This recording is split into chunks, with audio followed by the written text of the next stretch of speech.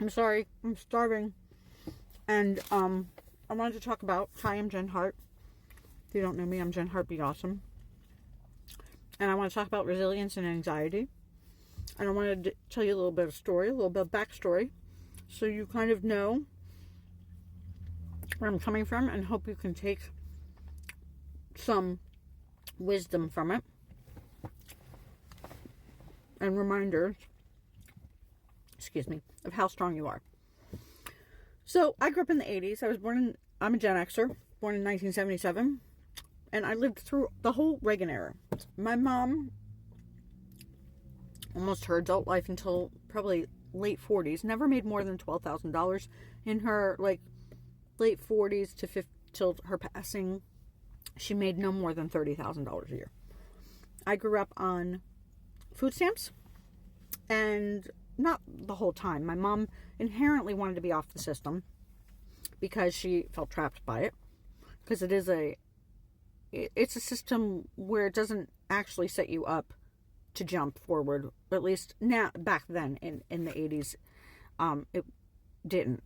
But I'm super grateful for the 10-cent milk at school, the government cheese that was made the best grilled cheese on the planet. I can never replicate that with cheeses now. And just, this is the setup to remind you, or not to remind you per se, but like, this is the setup of like, okay, I'm telling you the story now. The story being, we lived in a tourist town called Wildwood, New Jersey, and during the winter time, almost everybody that lived there permanently went on assistance because there was no jobs. There was no consistency in terms of winter work. But in the summer, everybody was working hard, probably 2 or 3 jobs. My mom always had 2 jobs and still not making enough money. But in 1989, earlier, she decided, like, I want to move someplace with more opportunity. And she gave me some options because I was a young parentified adult, and my brother had already been out of the house by then. He's 7 years older. And in 1989, she decided it'd be a good idea for us to try Florida. Now, she'd been there before. I was born there. And when we went in 1989, she was looking for work consistently. Any type of work. My mom was not prideful. She could do anything. She was very skilled, very intelligent, but we couldn't find work. And in 1989, it was after the 87 market crash. So the economy was not doing well. It wasn't doing well in Wildwood, and was certainly not doing well throughout Florida at the time. So we're traveling. She's trying to, and whatever savings that she had was starting to dwindle out. And then one fateful night, I believe it was in November of 1989, we had been kicked out of a rooming house because I don't know if I don't remember because I can't talk to her now. She had passed away when I was 28.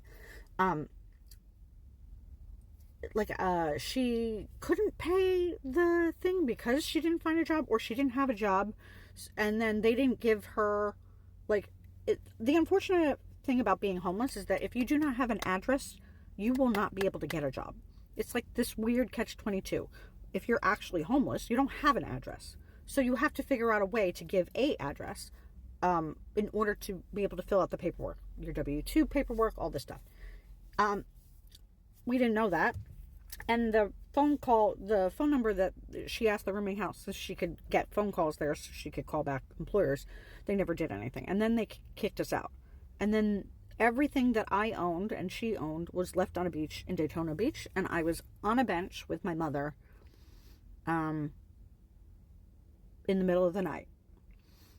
And it wasn't traumatic when I was going through it. I know my mom was scared. I mean, not like petrified, but just like, how do I solve this? How do I solve this? So she was and I'm a protector. I'm a parentified child. So I didn't go into panic mode. I was cold because it was cold in November in Florida, in Daytona. Hopefully not as cold as it was this past week, but I went into problem solving mode. And it's not like I had any phone numbers. We didn't have internet.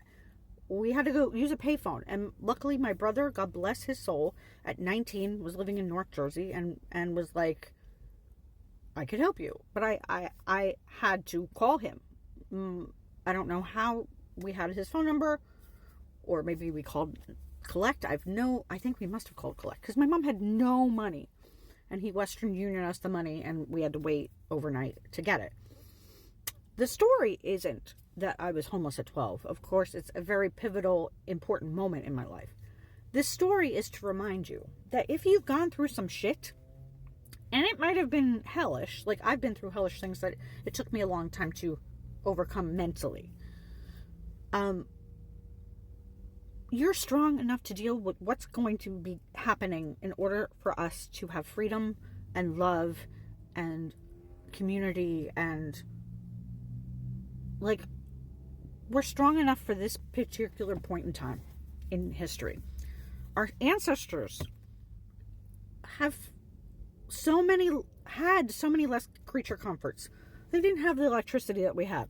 They didn't have the internet. They didn't have cushy chairs and cars. They were 12 to 16 to 18 to 24 hours a day just to provide a little bit of food. All of our ancestors. It doesn't matter who or where you came from. Obviously, some were more enslaved than others, and there's slavery going on now, and people don't like to talk about it, but it's happening. So all of those things to be said is that you are made of that same stuff. You are made of the stuff that is resilient. And sometimes when we're in a panic state, I'm reflecting of my 12-year-old self, and other times, there are times in my adult life where I was in a panic state. I couldn't even, I didn't have the confidence to do a data entry. And I'm a brilliant person. So, and I'm millions of ways far from that now because of the mental work I did, as well as the moving feet work of getting the reminder that we are resilient. And even if your nervous system is whack, you can get back to a baseline again. You can remind yourself that we can overcome this bullshit.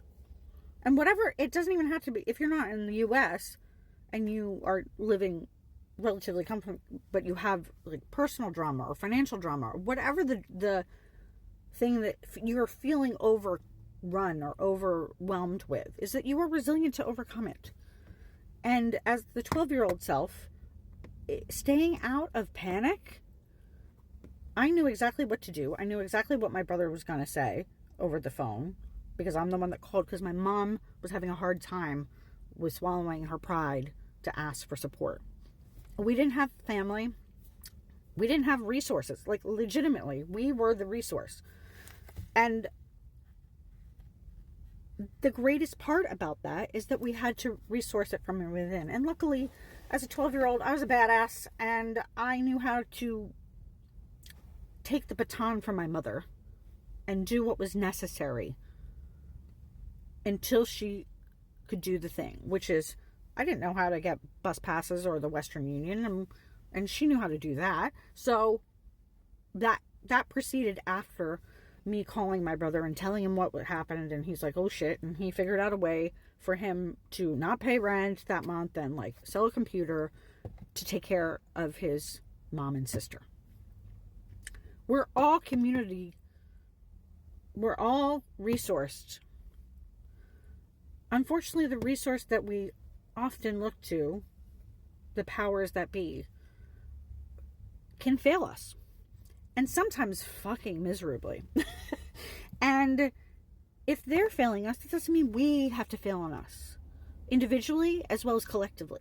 You know who the good humans in your life are. They stand up to bullies. And even if they're scared to do so, even if they can't do it in the moment, they do it in their own way. They're doing it maybe covertly. Because sometimes if you're in a situation, you have to do what you got to do. Reminder, you are resilient. We will get through this. If you need support, reach out. I will direct you to either state services, individual services, or coaching with me. Whatever it takes to remind you, you are powerful. You are not. It's going to take strength, but we can get through this. Peace.